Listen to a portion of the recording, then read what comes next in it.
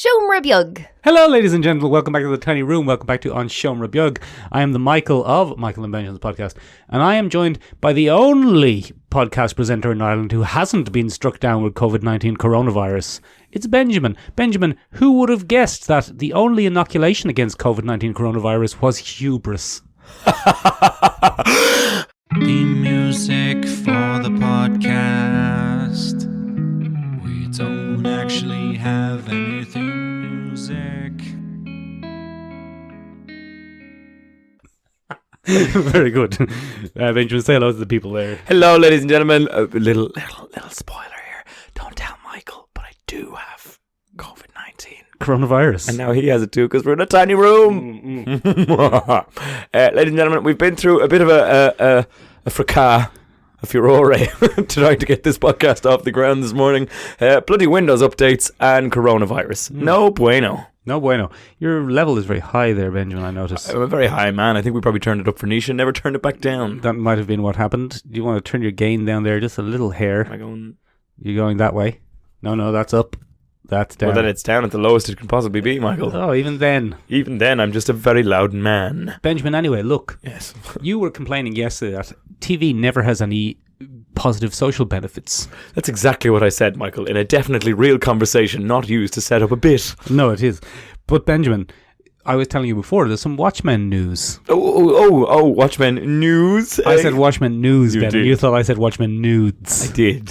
It wasn't Watchmen I nudes. did. I was very excited. Yeah. No, Benjamin, have you seen that partially due to the recent success of the TV show Watchmen, the Tulsa race riots and massacre in Oklahoma is now to be taught on the school syllabuses? Well, get the fuck out of town. Isn't that great? That's actually quite a bit of social change, Michael. Isn't it? I'm quite a fan of that. Isn't that good? Well done, Watchmen. Yeah. That's something to be proud of. Can you imagine going to the HBO writers' kind of Christmas party? And you come across D&D from Game of Thrones, and they're just like, what have you ever done for society? Sweet F.A. Yeah. And then you say to the other guys who wrote Watchmen, like, what did you ever do for society? Well, actually, I've brought attention to a much overglossed and whitewashed part of history. Wouldn't it be good if a British television programme did like a superhero show which started with a flashback episode to Trevelyan's Corn? That'll never happen, Michael, because, as we all know, the English don't think they did anything wrong. Very interesting. We did have Black 47, though. But I don't think English people saw anybody cared about that. Michael, as you know, the English have a memory quite like a dog's. No memory of the past. Everything's fine. Why are you annoyed? Sorry, English listeners, that got a bit nationalist That's there. most colonial forces, though. You can do it with French people, too, if you want. Anyway, Benjamin, isn't Yes. that good? Yes, it's great news. Now, back on to trivial nonsense. Yay! Progress. It's your bit. What's my... Artemis Fowl. Oh, yeah, bloody Michael. Yes, when hello. I was but a wee lad... A wee pup. A wee pup of a young fella. Yeah. I read a series of books, Michael, that I enjoyed massively. Yes. Massively. The Hunger Games. No, Michael. I was a bit younger than I'm a bit older than the Hunger Games generation. Quite a bit older. Yeah, no, I'm quite a bit older than the Hunger Games generation. The Hunger Games generation is about 10 years my junior. No. Yes, my sister would be the Hunger Games generation, and she is but a wee lass of 20 years old. Really? Yes. I'm talking about Artemis Fowl, Michael, by Owen Colfer. It's a fairly interesting kind of look at the she and fairy culture in Ireland. And there's a young criminal mastermind, Michael, and he wants to engage with the she to kind of further his wealth and power by using magic. He sounds like a bad bloke. He's a 12-year-old, Michael, so I don't know if we could say he's really a bad bloke. He is capable of change, but at this particular moment, Michael, in Artemis Fowl #1, he's a real bad egg. Michael... Yes, Benjamin. Michael... Hello. Disney bought the rights to it. course It's been they in did. development hell for quite a while. To quote Kevin Smith, Disney own everything. To quote Kevin Smith, I'm absolutely goddamn right they own everything. I don't think he said that, but look. So it's finally out, Michael. We got a trailer with none other than lauded Irishman, the Fowler. The Colin Farrell. He plays his dad. Colin Farrell plays Artemis Fowl's dad. dad. Does he play it with his bullseye voice or with his normal voice? His normal voice. He's a very gentle Irishman. Oh. He's looking very classically Colin Farrell, though. There's no mustache for this, no frumpy glasses. He just looks like Colin Farrell. Has he got a big spiky hair? A little bit of spiky hair. A little bit of spiky hair. There's a young Irishman playing the young Irishman, which is always nice to see. They That's actually nice, cast in Ireland.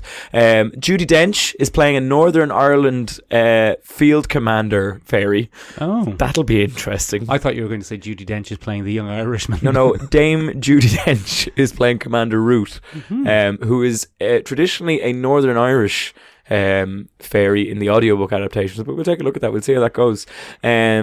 Commander Julius Root is a male in the books, but I'm imagining it'll probably Commander Julia Root or something like that. A bit of diversity. It's a bit of diversity and equality. There's a young Irish lady playing Captain Holly Short, who's a thing. Now, Michael, one of the best things about that... Now, hold on. I'm going to stop you there for a second. Captain Holly Short, who's a thing.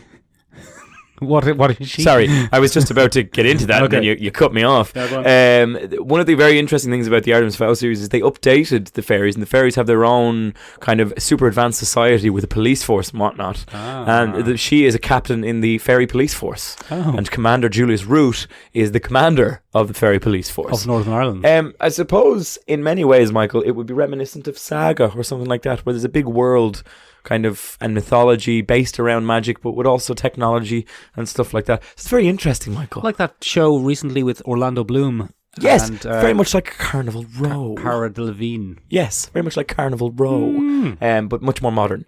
Anyway, Michael, some of the fans are very upset, Michael, because it looks like the movie combines several books into one. No. Well, look, Michael, that's how we do adaptations, Michael. We don't have all that time. Not always. Yes, one of the things that's really annoying people is there's a famous dwarf character in the thing, and dwarves in Artemis Fowl are traditionally kind of like super moles. They can dig anywhere and get in anywhere, they very often take the role of thieves in the world of Artemis Fowl. But it's been played by Josh Gad, American Josh Gad. Who's Josh Gad? Josh Gad is the plump American. Yeah, that guy. I know. He plays comedy relief, fat guy in a lot of things. He's a bloody main character in it. Yeah. Is he doing an accent? He's not doing an accent, Michael. He's doing American. Oh, okay. So a lot of people are like, oh. Where is it set? It's set in Ireland. Oh, good. But it's set all over the world because fairies are a global network. Yeah. And Ireland happens to be what they call one of the old cradles of magic. So that's why it's such a central focus. It's where all the ancient magic hangs out. And yeah, look, it's pretty... Is Cara Delevingne in it? I wish she was. She isn't. Oh, seems like a waste. Benjamin. Yes. Have you noticed that there are two projects coming out very shortly called Stargirl? No. Isn't that confusing? I haven't noticed. The CW series called Stargirl is coming soon. I really can't stress enough that I haven't noticed. It's called Stargirl. It's based on the DC comic Stargirl. Right. Based on the DC superhero Starman. Right. You're familiar with it? Yes, I am. Stargirl, yes. Yes. So the CW are doing a series about her. I had no idea. And Disney Plus are also doing a movie about the book Stargirl. Well, I had no idea about that either, Michael. Isn't that confusing? But tell me now, Michael. Tell me now, Michael. I'm listening. What is the book called Stargirl? It's about a boy who goes to a school in a new place and is... Yeah, listen to me. Hold on. But wait, Michael, you said it was called Stargirl. It's about a boy who goes to a school in a new place and he loses his spark and then he meets a strange girl whose name is Stargirl. And she's a star vampire. No, I don't think there's any science fiction element to it. I think it's just a weird coincidence that they're both coming out. She eats his spark. I hope not. And 16. Then Megatron comes and says, "Bring me the all spark." You've done Megatron, but Optimus Prime's voice. And then Optimus says, "We must protect the all spark." That was more Megatron. Yeah, I see what you've done. You've got them mixed up there. Anyway, I've heard of neither of these projects, Michael. Are you excited for them? No, not at all, but I just thought it was an interesting coincidence. Why is the CW still making things? Because, Ben, they are immensely popular and successul. They are, aren't they? Yeah. Take that, Marvel. Yeah, take that also, Ben. In your one-man crusade versus the enormously popular and successful CW TV. Look, whatever it is, I'm against it, Michael. You know yourself. Whatever it is, I'm against it. Yes, Stargirl will be interesting. It's Stargirl, not Starman, so it's not a male-driven thing. It's the one with the big robot suit. Yeah, Stripe. Her father is in because it's Stars and Stripes. Yeah, she's very American, isn't it? Very American. It's about is her name? I can't remember her name in the comics. It's Connie something. Connie Hook. Connie Hook. Blue Peter. Probably not that. Probably not Connie Hook. But look, she's a weird thing. She inherits a staff from a former superhero, and the staff she rides it like a broomstick, and she's got big shooty powers. Luke Wilson. Wow, that's Owen Wilson. Yeah. But I'm sure they have like a wow off everyone. Yeah. Benjamin. Go on. Is that it? There's a trailer for Penny Dreadful. I didn't see it, Michael, but I'm a big fan of Penny Dreadful, Michael. Bloody Victorian sexy times. Not in the new one. The new one is Los Angeles in the 20s by the looks of things, and a kind of Mexican-American spiritualism panic. Oh. With Natalie Dormer as a sexy devil. Oh. So you'll enjoy that. Oh. I'll certainly enjoy it, Ben. I will. I'll enjoy it lots. Yes, you will, you little... bloody sexy devils. Oh, I love his sexy devil. Lovely That's sexy why your devil. favourite film is the film Bewitched. No, not Bewitched, Bedazzled. I do like a sexy witch. Remember Bedazzled? Yes. I also remember the terrible remake with Will Ferrell and Nicole Kidman. Oh, no, that was Bewitched. Ah, for fuck's sake. Oh, you mean Bedazzled with bloody Liz Hurley? Liz Hurley, Oh, yeah. formative. Brendan Fraser. Formative. Oh, Sexy Brendan devil. Fraser. I miss Brendan Fraser. Brendan Fraser's a sexy devil. He's in the thing we watched. I know, but he's chubby now. It's not the same. Oh, God. He's not as sexy as he once was. Oh, God, Ben. He's not as sexy. as That's he once enough was. body shaming from you. No. Speaking of body I shall shaming. continue. Yes. Speaking of body shaming, Ben. Ben, what's going on? Why are you eating so much lately? I finally got to watch Jay and Silent Bob. Jay and Silent Bob, the reboot. Ben Silent Bob, the reboot. Yeah. Benjamin, have you watched the rest of the View Askewniverse universe films? Is this the Kevin Smith universe? Yeah, Kevin yes, Smith's I have. universe. I've seen most of them. You've seen have most not of seen them? the reboot. No. Well, the reboot, Ben, is barely a film. Okay, what is it? Is it a series of skits? No, it's a 90-minute homage to the rest. Why, Michael? Because they're very popular and successful, Benjamin. Well, you know my policy on that, Michael. I do. No, I actually quite enjoy the View Askew universe. I enjoy some of them. I was no great fan of Clerks 2. Well, it was just cashing in. I was no great fan of whatever came after that. That might have been the most recent one, actually. I think there was something, but I can't remember what it was. But this is essentially a love letter to His the own old universe. film. Yeah. So, Interesting. Clerks, Mallrats, it's Chasing Amy, Chasing Amy. Jay and Silent Bob, and Dogma are the real ones that get This Dogma makes a come. Are we doing spoilers? for Jay and Silent Bob the reboot. Yes. Absolutely. Yeah, sure. Did you? Is it in the cinema? Did you see it in the cinema? I saw it on a stream. Ah, a very legal stream. Yes. Yes. Is it out recently? It's on a traveling road show rather than an international release. What? It has a very weird release thing. If I had seen an opportunity to see it in the cinemas, I would have seen it in the cinemas. But I didn't see an opportunity to see it in the cinemas, so I saw it on a stream. That's fair enough. Yeah, That's weird. Anyway, go on. Full But spoilers. It's a weird film. It's just a 90-minute love letter to the previous films, including some of the most obvious winks and nods to a camera I've ever seen in my entire life. He loves a nod and a wink. But I mean, this is essentially a 90-minute nod and a wink. Nod and a wank. Nod and a wink. For example, Ben Affleck is in it, Ben. Spoilers, since we're already in spoilers. Ben Affleck is in it as Holden. Holden Caulfield. Yes. And you remember he was chasing Amy for many years. He was. He's giving it a real go. Yeah, but Amy wasn't her name. Her name was Melissa? I think so. Something like that. But anyway, they have had a child together as a surrogate. He's her sperm donor, because she's a lesbian, if you remember. Get out of town. And he's a dad. And he does a whole little speech about, and you spend your whole life thinking you're Bruce Wayne, thinking you're Batman. And then you have a kid, and the kid comes along, and she's the most important thing in the world. And you realize you're not Bruce Wayne. You're Thomas Wayne. Or his mother, whose name escapes me for some reason. And then a little pause, and I look at the camera, and then back into the wink. speech. And that's the whole film. The whole film is moments like that. Is it enjoyable? Or is it a bit... does it wear a bit thin? I feel like that wears a bit thin. Those films were formative in my teen years, Ben, and my early kind of cinema-going persona. Matt Damon has a little cameo as Loki. Oh, get it down. Remember, he was Loki. Yes. And there's a whole joke about your kids are sitting there asking you, where's Tom Hiddleston? I was Loki in the 90s before it was cool. And, he still... Turns to the camera. Yeah, no, he does the whole thing. His whole cameo is just an address to the camera as Loki. Oh. So he still dresses like me. He's got a long black coat and a hoodie, but he's like close to 50. It's it's barely a film. It is genuinely barely a film. It has a message. The message is like moving on and accepting parenthood and the joys it brings. But yeah, it's barely a film. There's literally no reason to watch it if you Didn't see his original. if you didn't really invest in watching those movies over and over again when you were young, because that's all it is. That's all it bloody It's is. a nod and a wink. Did they get Beth back from Dogma? No. Beth still around? No, that was what's her name, wasn't it? She disappeared from the world. Yeah, no, she's not in it.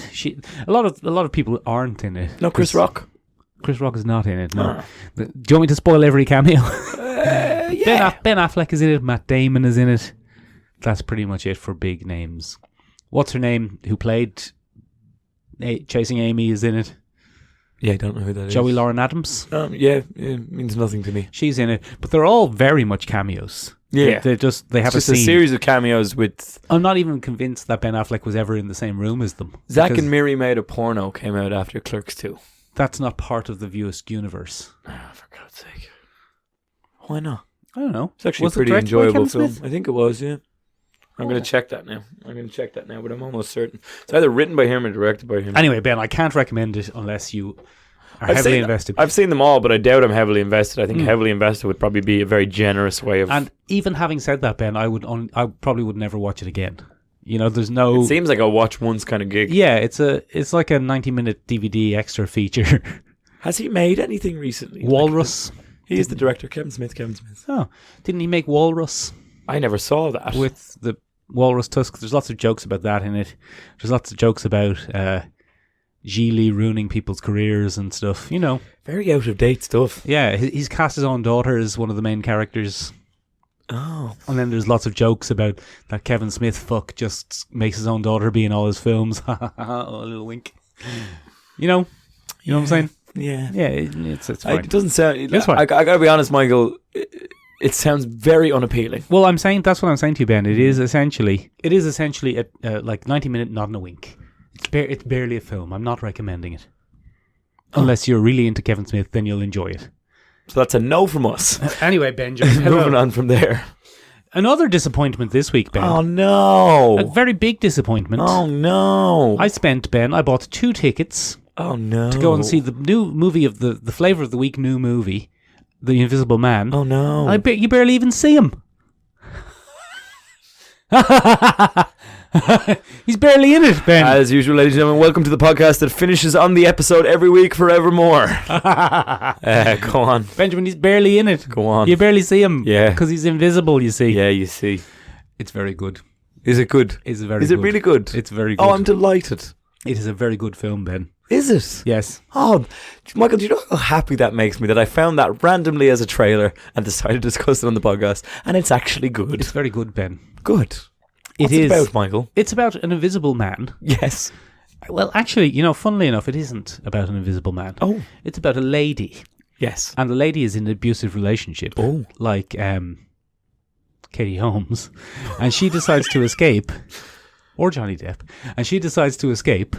And then her husband, I think, apparently commits suicide. Oh. But she thinks he's come back as an invisible man. Oh. And everyone else thinks she's just mental. You're absolutely mental, You're Elizabeth mental. Moss. There's no invisible man here. There's no Elizabeth Man here. If there was an invisible man here, we'd be able to see him. And she's like, no, you're misunderstanding what invisible means, you dumbass. And We'd then- be able to see him. Yeah. No, you wouldn't. That's my whole point. So I didn't think there was any it's a tense movie, undoubtedly. But Yes, I would say there had to be quite a bit of tension. I didn't think there was any tension in it at any stage about whether or not there really was an invisible man. There is very much an There's invisible man. clearly an invisible man. You've seen the trailer. You've seen her getting picked up by the invisible Yes. man. And the paint. So it doesn't do.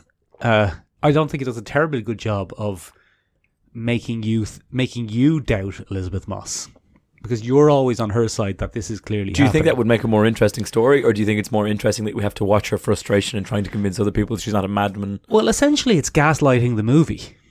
Oh, classic. That's what it is. Classic. Yeah, my good lady friend said to me, "Isn't it amazing that H.G. Wells, when he wrote this, had all of these modern themes in mind?" It's like it's No. it's not really No. the Invisible Man, the book, Ben. No. It's a whole new. They're not adaptation. very similar. It's not at all. No For great one- Arthur Griffin was he. For one thing, the Invisible Man, the book, is from Arthur Griffin. It's actually a third person perspective, isn't it? Yeah. But it is focused on the Invisible Man. Arthur Griffin. Yeah, so I was doing a little joke there at the beginning by saying the Invisible Man is barely in this. But he really is barely in it. He's not... In a traditional sense. It's not the Invisible Man you grew up with. Well, I mean, it isn't. It is, because he's a very good Invisible Man. Oh, well, that's good. But the story is about the lady and Right. her being gaslighted and trying to get people to believe her and slowly going mad. Oh. And is there a better actress, Ben, to slowly go mad and be gaslighted than Elizabeth Moss? I don't think so. I think Elizabeth Moss has carved out the world's oddest niche. Yeah, she's the best at being gaslighted and Yeah. and going slowly mad. Yeah, she's pretty good at it. It's very good. It's a good movie. It's not a perfect movie by any stretch of the imagination, but it's tense. It's exciting. Some of the shots I thought were a little bit too obvious in there. There might be an Invisible Man there. Yeah, they're a bit too wide in the angle. Like, well, No, I mean, no, if it was like that, I think I would have enjoyed it more. Like, you know, when you're watching a movie and it's very clear from the shot that a car is about to crash into the side of the car. yeah. I would have liked more shots like that where you thought, It was going to happen and it didn't. yeah, yeah. Whereas what it is a slow pan across to an empty corner of a room and just her looking at it going, Oh, you're there, aren't you? "You're there, Cook? you absolute invisible prick. You're there, aren't you?" And he he's like, does actually have an invisible prick. yeah. And he's like, "No, I'm not here." Oh, no. He's, Yeah. but over in the other corner. It's a fucking Australian. it's Korg. He's a Fuck off, guys. Piss off, guys. As you said, Ben, it is lacking some of the morality play nature of the original book Yes. because he is a complete and utter prick long before he What becomes a prick. invisible. He becomes invisible because he is a complete and utter prick. Yes. Whereas Arthur Griffith becomes a bit more evil. Did they explain the invisibility? Yes, entirely. Spoilers? Yeah. Do you want to go into spoilers? Can I just get a quick, because for my own curiosity, Okay, Michael, well, I'll go mad. So we'll Put do in a full little spoiler spoilers break here. there, Ben. Is that a little spoiler break? Do we Yeah. have a little spoiler theme? We should get one. Okay. Spoilers. Anybody wanna do us a for little- pop culture? Anyone want to do us a little spoiler theme tune? That would be very much Very appreciated. quickly. Yeah, send it to Michael. It's a jaunty little piano jingle. Yeah, send it to michaelandbenjaminspodcast@gmail.com, please. You'll get credited. You get credited. There'll be no money. There'll be no money. Everything's free. Yes. go on. Spoilers, Ben, for The Invisible Man. Yes, he is an optics expert and he's made a suit. Ah, he's wearing a suit. It's just like a super suit. It's but a super suit. And, it's believable. Do you remember in Your Man from Navan is James Bond? What was that called? Pierce Brosnan. Yeah. When he had a magic car. And it Yes. was covered in cameras and tiny screens. Yes. It's that technology. It's that suit. Yeah. Again. Yeah, he has a suit that, Turns invisible. Yeah. I see. But it's good. It's convincing. He's like a really bad Superman. Well, there is a certain aspect to this where, again, spoilers, play the theme music again. There is a certain aspect to this where she ends up with a suit at the end. And she escapes off with the suit. And it could be the best start to a Dark Universe that any of the Dark Universe films have could tried ever to do. have gotten. Because they've all been so obvious. Remember in Dracula Untold, where the last scene is in the modern day, Yes. and Charles Dance is there, and he says the game is afoot or something like that. Tapping his really long and unkempt nails. Yeah, and that was like, nah, no, it isn't. And then in The Mummy Returns, the Mummy is a Scientologist. The Mummy is a Scientologist. In the film The Mummy is a Scientologist, he was like, I'm a mummy now. Give and me back my Katie. Give me back Katie Holmes. I'm coming to get her. I'm sand. And what was his name? The guy who throws phones? Tom Cruise. No, the phone thrower. Russell Crowe.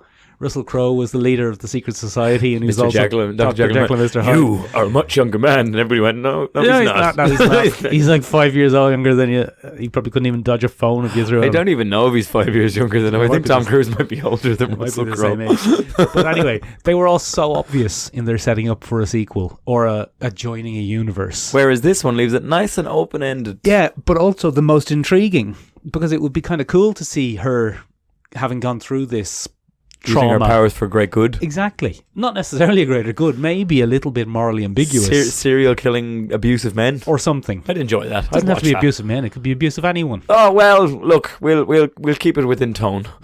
You want to watch out for that Amber Heard character, allegedly. Johnny Depp will be saved by an invisible force. Yeah. Mm-hmm. You know, there's It's some interesting that you've chosen this episode of all episodes to focus very intensely on the Johnny Depp recent Amber Heard. on the recent revelations of the Amber Heard case. No, I find that fascinating. Bad It's egg. very amusing. Both of them bad eggs, I imagine. Anyway, Just a pair of pricks. there's some weird Not stuff. invisible. There's some weird stuff in it, like he has a dog.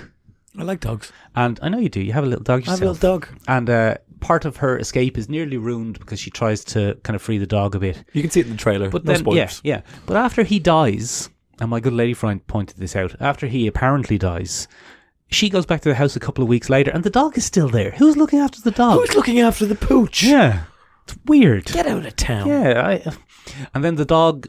It looks like there was supposed to be a scene where the dog maybe attacks him when he's invisible. Because he can smell them. Because he can Because smell. cameras don't hide smells, Exactly. Michael. And that's why she escapes. But the dog doesn't attack him, and she just escapes for no real particular reason. Oh. Seems like a wasted opportunity. Yeah, I think the whole thing was supposed to be the dog hates him and likes her, and the dog attacks him, but they probably couldn't get the dog to attack him. Or they couldn't make it look convincing. Screw it. Yeah, and they went off. Screw it. Fuck it. We started, so we'll finish. Anyway, it's very good. I strongly recommend that you go and see it. It's a Jason Blumhouse. It's a Lee Whannell. Blumhouse is a classic at this point. Is it though? They're doing great stuff, aren't Are they? they though? Aren't Are they, they though? though? How did you enjoy 2020's Fantasy Island? I loved it, Michael. Every second of it. You didn't, Ben. You didn't go see it. I didn't go see it. It was Like it everyone looked like else. It looked like a garbage MTV remake. A or little something. bit. Also, how much did you enjoy Blumhouse's other film that failed this year? It's failed so much I've forgotten what it was called. What was it about? I can't remember. Failure. Yeah, the failure. greatest fear of all. Ah! Dun, dun, dun. This podcast might never be massively successful. Oh, that was a bit close to the bone there, Yeah, Michael. I'm frightened. Let's wrap it up early there so we can have a little cry. Yeah, so Tiny room. Lee Whannell, Ben, one of your favourite directors. Yes, huge fan. No, you are. He's the director of Upgrade. Oh, I am a huge fan. Yeah, the film Upgrade's a Upgrade. fucking Yeah. great film. Yeah.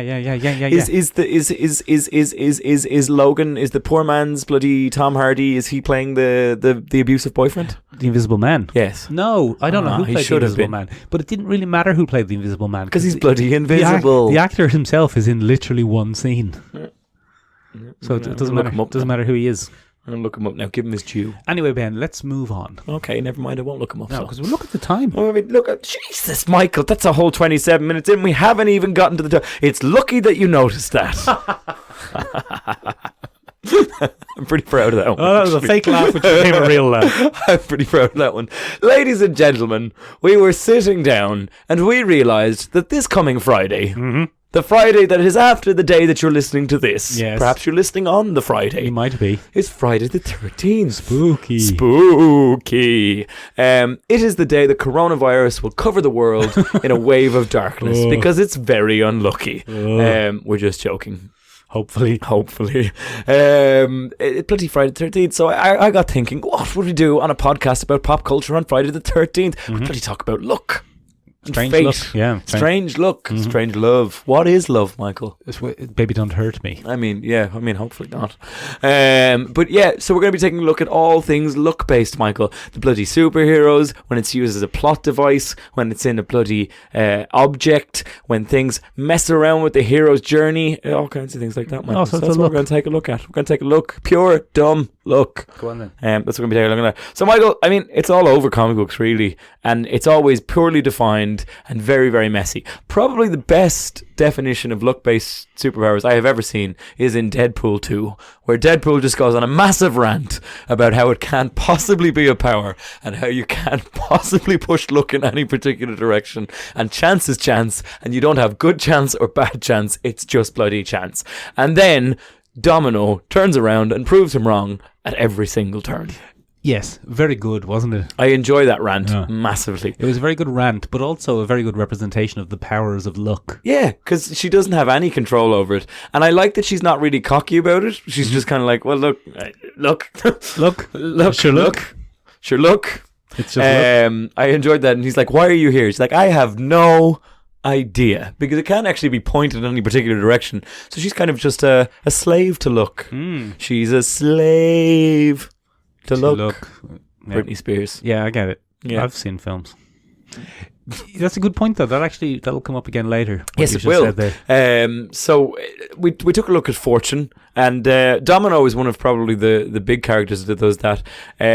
My favorite bit about the Ryan Reynolds speech is where he goes, "Who came up with such a stupid superpower? Probably someone who can't draw feet." Rob Liefeld. Yes, Domino is a pretty good example of that. In the comic books, she's a white-skinned lady with a black dot over her eye. Mm-hmm. In the movie, she's a black-skinned lady with a white dot over her eye. And racists were upset. And racists were very upset, which probably made me enjoy the movie more, if I'm honest. Although there was a little bit of controversy about that, wasn't there? Because they specifically were looking to cast someone. Yes, but they also did that for The Witcher. Interesting choices. Anyway, where are we going there? Sorry, I was talking about her powers. They are very poorly defined, and they seem to only work for her. So she can't influence the look on a team. Mm-hmm. I think she can only influence look on an individual basis, which is pretty strange. If you think about it, really, yes, what her superpower is essentially main character superpower. Yeah, because every main character of everything always has to have unnatural look. Yeah, things to work out in any form. Yeah, James Bond, John McClane, John Rambo, Johnny McSee, Johnny McRambo. Anyone called John, basically. John Hurt. John's our friend John. Very lucky man. Yes, very lucky. John Jones. Also lucky. The UFC fighter. No, the UFC fighter. Cocaine, I think. Mostly. Okay. But what I'm saying is, no. This is turned into a bit, and it was actually a point. The point was, look at John McClane. John McClane has the same look superpowers as Domino. Yeah, things just happen to oddly line up. How has he never been killed? It is pure blind chance. Yeah. So John McClane is Domino, really. So really any main character has luck as a superpower. Yeah, other than like the likes of Deadpool, who is dreadfully unlucky. I think, has a power that gets around it. So the trope is usefully called Born Lucky. That's the name of the trope. And it can be exhausting if it's not done very well. And a lot of writers use it now to subvert expectation, where we assume the character is going to make it out, and then it's like, never mind. Oh, Sean Bean's had his head cut off. Oh no, Shawnee B. Poor Sean Bean. But if you think about it, it has jaded people on the Die Hard trilogy, or quadrilogy, or quintilogy, or whatever. Bigger and bigger and bigger, and then they put Jay Courtney in it. But also because it became, like in the first one, he was unlucky. He was in the wrong place at the wrong time, and things kept going against him, not for him. And that's what makes it interesting, Michael. What makes it interesting. And he does get through it by the skin of his teeth. So he is skin of his feet, Michael, you misspoke. Oh, very good, because he gets the glass. That's excellent. He gets through it by the skin of his feet. I've seen movies. Yeah, I know. You've heard the jokes. You've seen jokes before. But he does get through it by the skin of his teeth like Domino would. And he survives. But in the later ones, he's almost untouchable. Like when he crashes when he drives the car up a ramp, jumps out, the car blows up a helicopter. None of the debris hits him and he lands safely. Yeah, madness. True. That's the kind of thing that in the comics only Domino could do. Well, one of the things I really enjoyed about the sequence in Deadpool 2, and I say this because it's probably the best representation of luck as a superpower on screen that I've ever seen, as opposed to the character who kind of stares at something intensely for a second and then we hear a funny sound effect like meow, and then something falls off a shelf or something like that. This is a thing where she kind of just has to give herself over to the force of luck and watch it happen. Mm-hmm. And the slow motion scene where she gets flipped from a car into a giant inflatable teddy bear is incredibly enjoyable to watch, Michael. It's a very good scene. It's so well choreographed throughout. The scene on the truck where she has to shoot a bullet randomly in the air because she knows it'll hit what she needs it to hit. But it's funny, she has to take an active role in her look or it doesn't pan out. For example, Michael, it knocks the fire extinguisher onto the floor of the truck and then she has to aim and shoot the fire extinguisher. She doesn't miss though, does she? She doesn't miss though, but we don't know. We don't know how much she has to actually participate. How would you ever beat her? You couldn't. Yeah. That's the thing. How does she get taken out at the end of the film? How does Juggernaut get rid of her? I think he just swats her. I think she's not harmed, but it doesn't necessarily impact his outcome in the fight. Just because she's lucky doesn't mean she can take him That's out. what I mean. It's well balanced in that, or is it? I mean, I don't know. They cause such a huge issue because technically this was done really well in a New Zealand series called The Mighty Johnsons. Go on. The Mighty Johnsons was You about... bring this up about once a month. No, I don't. It's about once a year, and it's my time. The Mighty Johnsons was this great and bizarre Kiwi series about a family of working class kind of guys who are the embodiment or the avatar for Norse gods. Now, why Norse gods resettled in New Zealand? It's very nice, in fairness. New Zealand's lovely. If I had a choice, It's warm. It's not too hot, It's not too hot. It's got a nice, a nice temperate climate. homely climate for them. Yeah. But anyway, Great variety of landscapes. the patriarch of this family is not Odin as one would expect, Michael, but Ul. Ul is an unusual god in Norse mythology. He is sometimes mistaken for Odin, or Odin is mistaken for him, and it's very possible that they're the same character. But Ul is the god of games and the hunt. That's what he does in Norse mythology, and his power in the show was luck. You've not put him on the list here, have you? I haven't put him on the list, now? but this has come to me as we've been talking about this, because this has taken a different direction to the direction I thought it was going to take. Okay, I thought it was going to be a list, but now it's a discussion on how luck can fuck with your plot. Okay. And his power is... We're not BuzzFeed, Ben. Basically... We're not just doing listicles. But basically, Michael... Although apparently, Ben, BuzzFeed News, great. Very good journalism on occasion, which is surprising, I'm not going to lie. Paid for by the listicles. Yeah. Maybe we need more listicles. Turns out they uncover quite a bit. Yeah. Panama Papers? What are we talking about? Panama Papers? Ul is the god of luck and chance, and he, as the embodiment of Ul, has perfect luck. Now, what I mean by that is, all he has to do is turn anything into a bet or a gamble, and he will win. So, one of the ways that he does this, first of all, he tries to restrict himself from using that power. He's a very morally responsible man. And he doesn't go to casinos, and he doesn't do anything. He tries to do everything by the rules. And at a certain point in the series, something bad happens, and he decides, fuck it, do you know what? I'm not playing by anyone else's rules anymore. Gloves are off. Bloody gloves are off. The chips are down. And basically... To use a better metaphor. Yeah, for a lucky old time. Yeah. And he decides, and basically at one point Loki comes along, and Loki's trying to win an election and bulldoze some stuff, because Loki's a bad egg. Played by Matt Damon. Not played by Matt Damon or Tom Hiddleston. And at one point he's running for election, and it's a pretty bad idea for him to win the election, because then he'll have a lot of control over the town. It's not Jim Carrey either, I'm afraid. He's not green. But at one point he says... That guy from Supernatural who pretended to be Loki for a while? Yeah, Gabriel. Yeah, Loki's in a lot of stuff. He's a popular character. Big pop culture footprint. Good for him. We should probably do an episode. We think we have, haven't we? On just Loki? Probably we have. We should take a look at it, though. But basically, Loki's a big bad kind of scary villain, and he's like, I've got all the power here, I've got all the control. He can always use fire. He has complete control over fire in the show. That's what he does. He's a frost giant. And look, I don't know.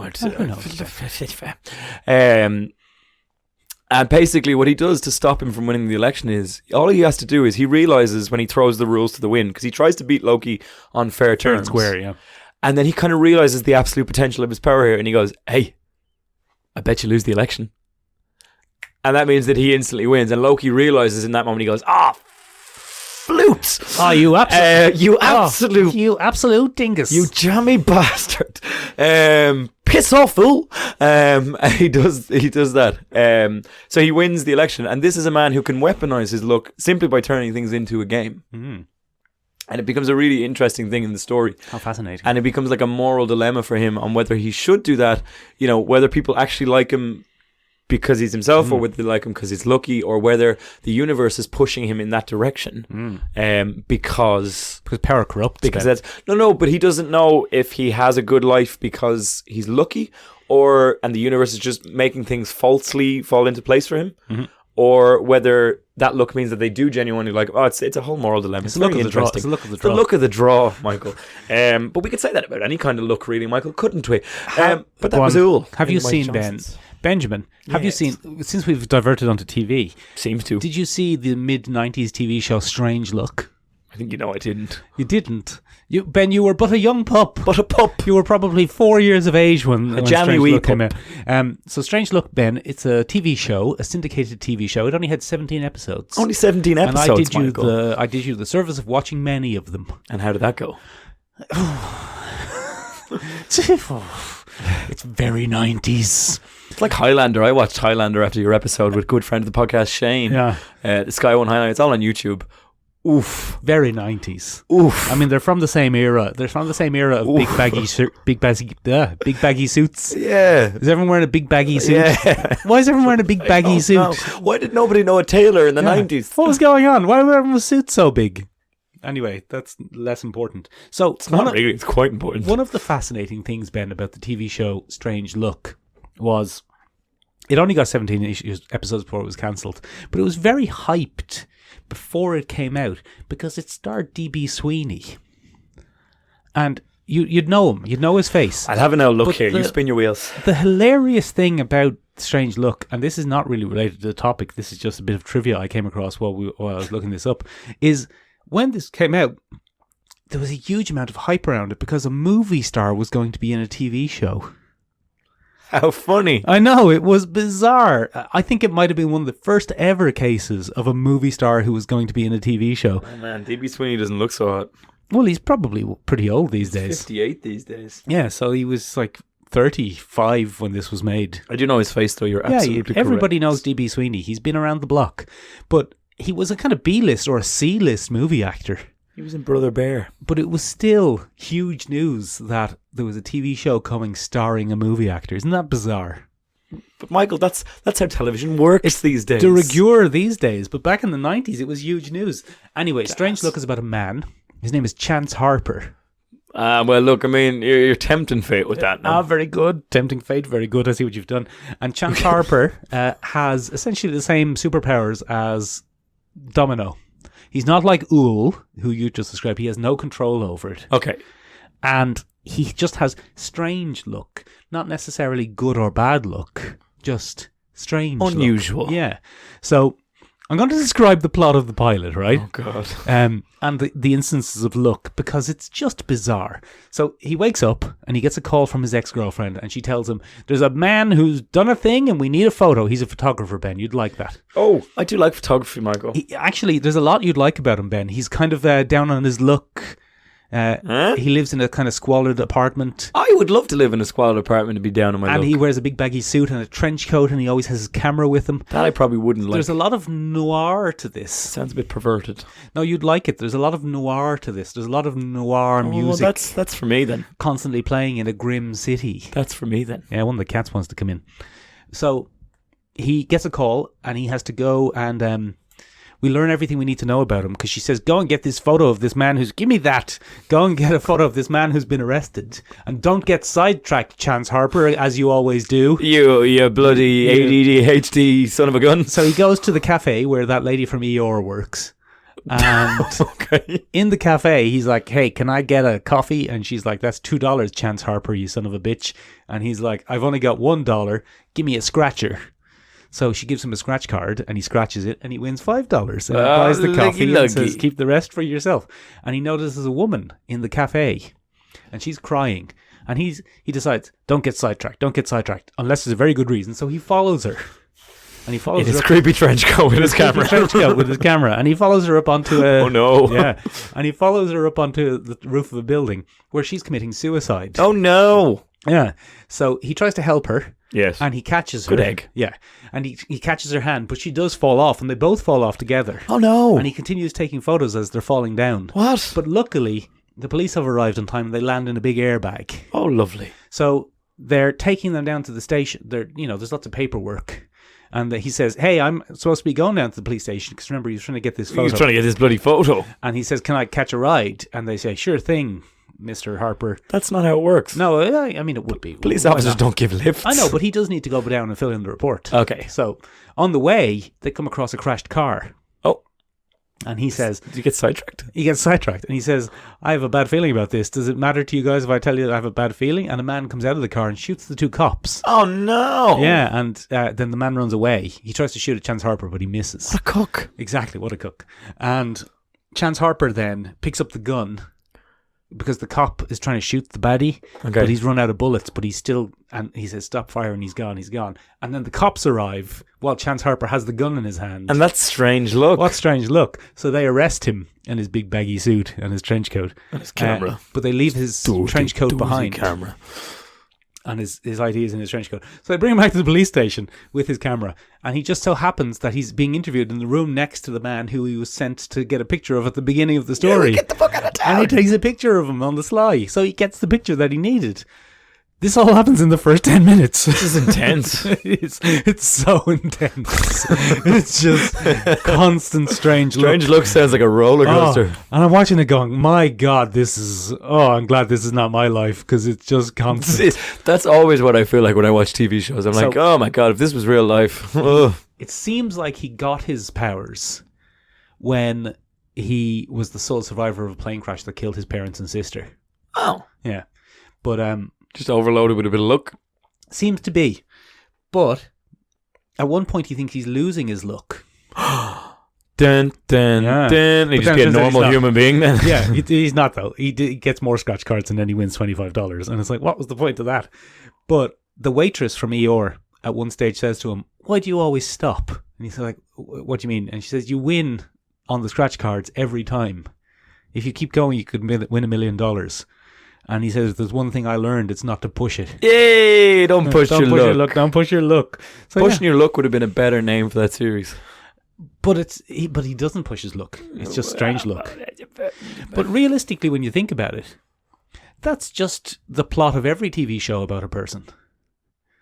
Except that they don't know. Yeah, at least he knows that he has strange luck. Like, isn't that the same plot? Kind of it, yeah. Isn't that the plot of Yeah. Murder, She Wrote? Yeah, pretty much, yeah. Oh, the old lady who solves murder mysteries just happens to be here. If anything, she's bad luck for anyone she's around. If I saw Exactly. that woman coming, I'd be like, fuck, no. How many murders do you have to get? I'd be straight on a train out of town. I'd be Yeah. like, no, somebody's going to kick the bucket. It could be me. I have been many places, Ben, in my 38 years of life, and I've never been involved in a murder And investigation. you could be a side character in Murder, She Wrote. Oh, this is the mildly successful podcaster from Ireland. And you'd be like, how are you now, Mrs. Murder Mystery? You definitely be the one who killed me. Oh, yeah, Almost absolutely.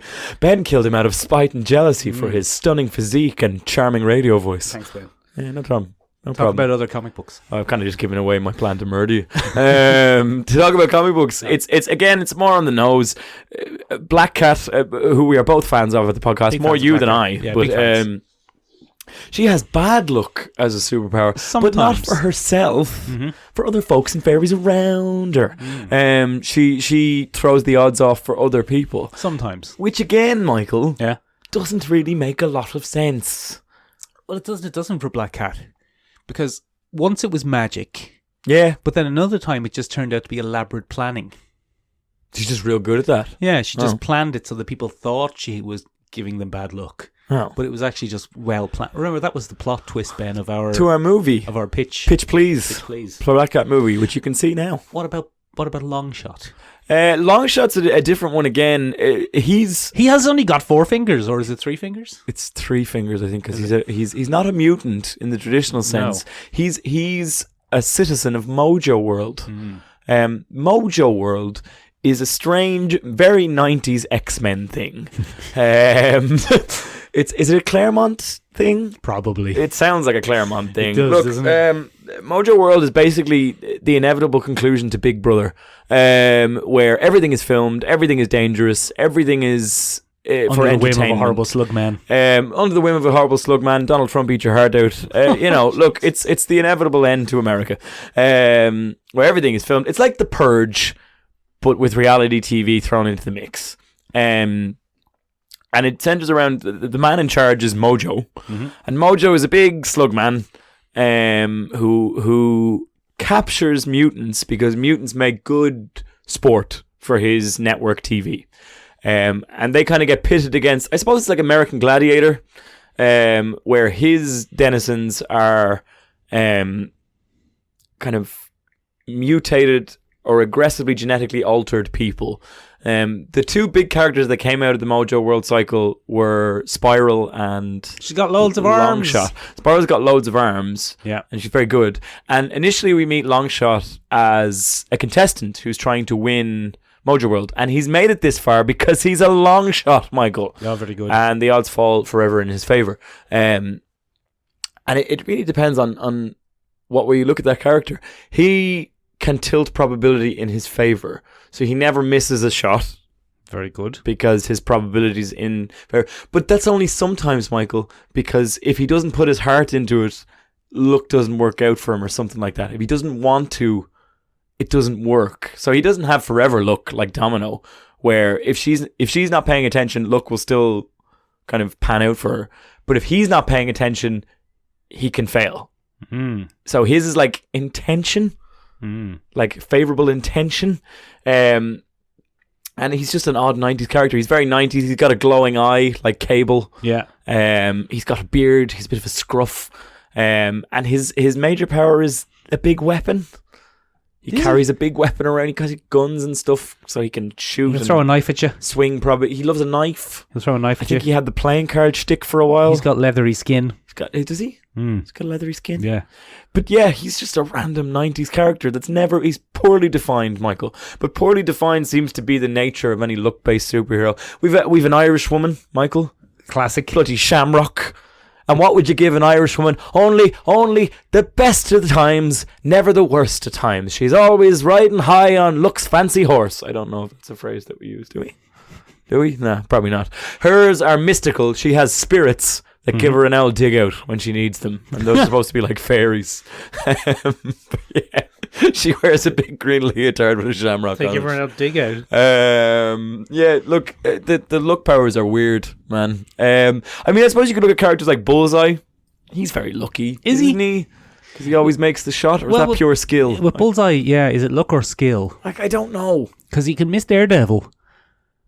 Yeah. So, like, it doesn't seem to be a mystical thing with Bullseye where he just mystically never misses. He just seems to have a very, very, very, very, very, very good aim, but not in a supernatural way. Yeah. Like, you can make Bullseye miss. Or you can block it. Yeah. Or you can do a flip. Yeah. Whereas with Domino, I don't think that you could dodge her shots because it's luck that are guiding them, not the natural laws of physics combined with just a preternaturally good aim. It's so complicated, Michael. What about Ben when luck is the baddie? Luck is quite often the baddie, Michael. I mean, you have Final Destination. That's where I was going. Yes, I know. I pick up on those segues, those buttery smooth segues. Two of my favourite ways that luck is often the bad guy is we have your McLuffins, which are MacGuffins, which are based in luck. Go on. And then we have Final Destination as like inevitable bad luck or balancing the scale. Well, it's death, really, isn't it? But it's death and fate, they're tied together, aren't they? But you have to die in an incredibly unlucky way. Yeah, You can't the just odds die are through. Yeah, they're really weird, which are entertaining to watch, but terrible movies after the first one. Like first one has an interesting concept. Oh, hey. But after that, it gets pretty messy. Then you have like weird luck caused by different objects. I don't know if you ever saw the ill-fated Stan Lee Lucky Man, starring James Nesbitt. Yeah. Forgot about that. He gets an L bracelet that shifts luck in his favour. Yeah. And as long as he wears the lucky bracelet, he has good luck. There are other like cursed objects are a great one. We should have really focused more on that, shouldn't we? Cursed objects are great. There's a lot of ones. We forgot about Stan Lee's Lucky Man. Yeah, Stan Lee's Lucky Man is quite something. This was when Stan Lee's name was put on everything because he was being handled by a real dickhead. Yeah, remember when he was Stripperella or something with Pamela Anderson? Stripperella with Pamela Anderson. And he was like, Excelsior! Yeah, is this for kids? It's not, Stan. It's not for kids. His name got slapped on a lot of stuff at one point. Very unlucky. But in general, like cursed objects are great crack, Michael. You got your monkey paws. You got your talismans of bad luck. And then you have your lucky objects, which are like, a lot of them pop up in Supernatural. There's been a few in Supernatural where there was a lucky rabbit's foot, wasn't there? Yeah, or an unlucky rabbit's foot. An unlucky rabbit's foot because it was damaged. Then there were the hex bags, which are given to you by I'm out. You bleeding hex bag. They're the hex bags that are given by witches, which cause abnormal bad luck if they're on your person or in your room. And they cause death and bad luck and all kinds of things. So there's loads of cursed objects. Cursed objects are a great MacGuffin and plot device. We love an L cursed object. We know it's not going to pan out. You're like, oh no, it's really bad luck. Have it. You should get Rick from Rick and Morty to decurse it for you. Yeah, absolutely. But you go down to needful things or not needful things anymore. one of my favorite things is, Michael, that they're just unbeatable as a power. It really is. Like, if we were applying luck in a very real sense, as you said at the beginning of this topic, any character that has that is just unbeatable. Because if the odds are ever really always in your favor, how are you supposed to? Like John McClane. How are you supposed to beat that? Like, for example, if Domino shot you, you can like so Deadpool or so many Marvel heroes, so little time. If Bullseye takes a shot at Daredevil, okay, he blocks it with the L Billy Club, gives an L flip, that's fine. If Domino shoots at Daredevil, which she often might because she's a mercenary and sometimes, she does that kind of thing, surely the bullet would hit it right at the like stress point of the Billy Club, crack through it, and then just that's kill lucky. Daredevil. That's lucky. But that's lucky. So surely that's how it works. Surely the odds just constantly shift. Stupid power. It's a stupid power, Mike. That's the conclusion. What a great plot device. That's the end of this week's episode, ladies and gentlemen. Go back to Strange Look. Sorry, I nearly forgot to say a thing. It means that the whole series Strange Look, he has essentially no agency. Yeah, he's just a slave to fate. He's just a man who stumbles through this series. And sometimes it turns out horribly, like, that guy shot all our police officers. That's unlucky. And in modern America, Michael, he'd probably be shot on spot. They probably wouldn't talk him down. Probably. Huh? Right. D.B. Sweeney, you mean? Yeah. Chance Harper. Yeah. No, Chance. Is it Chance Harper? Look. Chance Bizarre. Who knows? Chance is a fine thing. Chance is a fine thing. Ladies and gentlemen, were we lucky enough to keep your listenership this week? Let us know down below. I doubt it. Let us know down below. What is that? It's a Lego Sakaran. What's a Sakaran? From Thanos' army. Oh, gas. It's got a little angry face. Yeah. Ladies and gentlemen, what did we miss? What are your favourite instances of luck in TV, or what big twists were based entirely on luck? What was the big kind of forced luck that you saw in different shows and movies? Ladies and gentlemen, bloody hold your breath. But you can see us in person. Next week. If you're listening to this on a Monday, well, this very Saturday, should you be joining us at Dublin Comic Con, we're knocking around. Look for my disgruntled face. I'm a very grumpy man. You can find me somewhere at Comic Con and come over and give us an old shout. I'll be there too. We've got some business cards. You can give us an interview. Little interview. Little video. Little video. Have a chat. Chat about comics. Give us TV. Podcast topics you'd like to hear discussed, because just give us some podcast advice. Just share us with your friends. Ladies and gentlemen, we have rebranded our YouTube channel. Have we? It's Sean Rebug. Okay. It's now Sean Rebug, so you can find us Sean Rebug everywhere. Just stick in Sean Rebug and we'll pop up somewhere. If you're listening to us on Spotify, thank you very much. Give us an follow and share the episode with as many of your pals as you can. Yeah, stick it on Instagram there. If we're on Apple Podcasts, if you listen to us on Apple Podcasts, bloody give us an L review. Give us an L review. Give us an L review. You don't have to write that much, just a quick review. If you're listening to us on Google Podcasts, which we're on, give us an L, like, and share it around as well.